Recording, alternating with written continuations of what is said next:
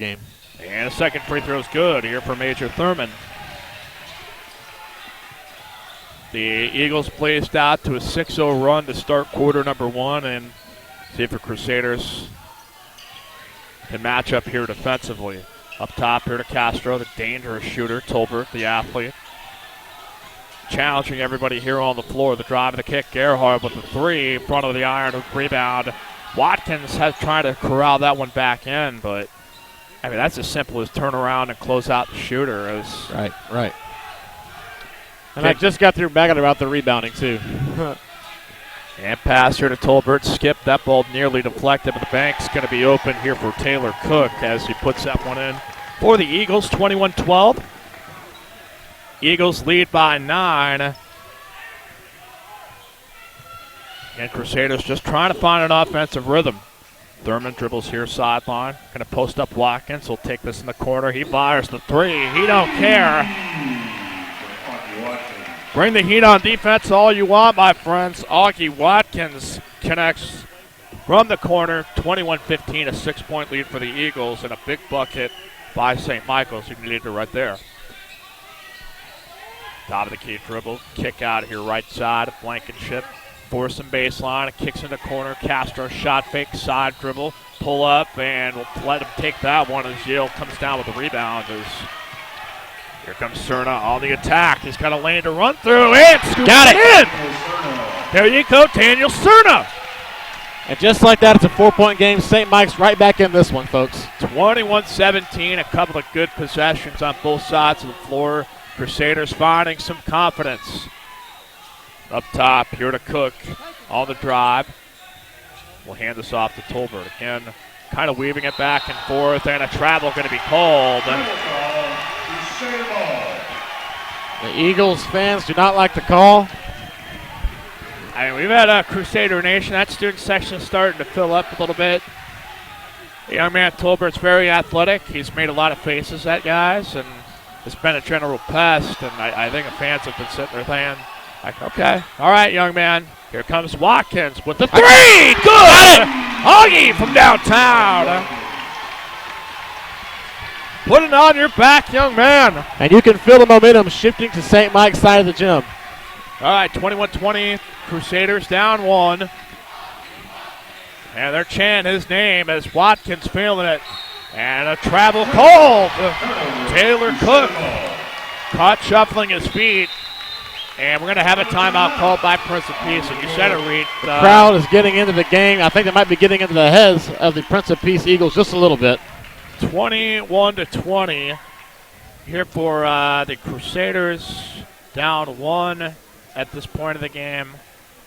Yeah, it was not looking pretty for a while there, Reid. And now, offensively, they've kind of established that they can clear out some space for them to penetrate and do what they need to. And I mean, if you got Augie shooting the way that he is, I mean, this is a dangerous team to face, but now it's just a matter of, like, can you take care of the basketball? Can you take good shots? And can you keep getting stops and closing out on shooters? Because, I mean, we've seen a pretty good effort here by the Eagles as far as shooting the basketball, but, the Crusaders have done a little bit better job closing out and contesting, and it's starting to get into that home environment and start to feel it here. So Cerna into the ball game, quick pass here, turnaround by McCarthy, banks with the left hand. Thurman pulls down the rebound. Who does not go down? And Castro will get it, but you got to make those. Those are gimmies. 2 minutes and 23 seconds, 21-20, down 1 here for St. Michael's. Man-to-man up here, straight up. And Castro on the top of your screen. Colbert on the drive, and he's going to get called for the offensive foul. He was hooking his left arm around the defensive player. He was doing everything he could to get the contact drawn, and ended up getting the foul called on himself. A lot of contact on both sides there. That's a tough call to make, but you saw him put that arm around right there in front of the baseline in front of the referee. You got to make that call. I mean, if it's less than subtle, you'll get called for it. And he didn't like it, but I think it was a correct one. Who nearly handed it off to Watkins. Guarded tightly here at half court. Again, some guys got to come and help the ball. Here comes Cerna on the drive. Pulls up in the lane. Floater. Drops down, and that's a lead here for the Crusaders. 22-21. 1 minute and 48 seconds left here in the first half. Great ball game we've got here for playoff action and Taps basketball. Handed up here to Gerhard. Here's Blankenship with a jab step drive and a contact foul on the floor.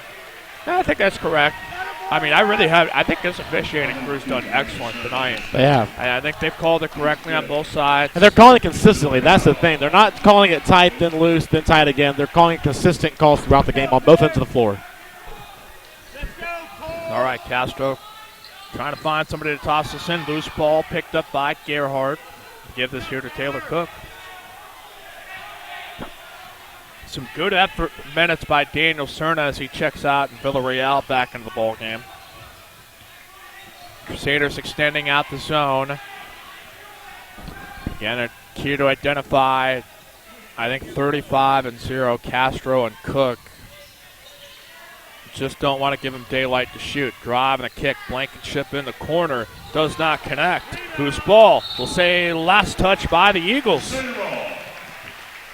Chance to maybe tack on 2 or 3 more to end the first half. And you got to feel pretty good. You can go into halftime with a lead here for St. Michael's. Villarreal dribbles here sideline up top here to Watkins. Rotates this to Yale. Has been held scoreless tonight. See if we can get him going. Watkins, triple. Another one. Augie Watkins has got 3 3-pointers here in the second quarter. I'm leaning. Boy, we're going to check the score sheet here soon. I think he's got about 15 of the 25 points here for the Crusaders. Blankenship passes. Ooh, that's stolen by Watkins. Ooh, it's loose on the floor. 1-on-1 to the basket. Watkins in the air. Draws a foul on the way up. Loretta was looking for the offensive foul, but he was moving his feet at that time. And yeah, nobody was set. The only correct call there is a shooting foul. So Watkins, who had 7 points in the first, has 9, has actually got 16 of the 25 points for the Crusaders, and make that 17. 26-21, a 5-point lead here for St. Michael's. And here comes the second. Good for Watkins.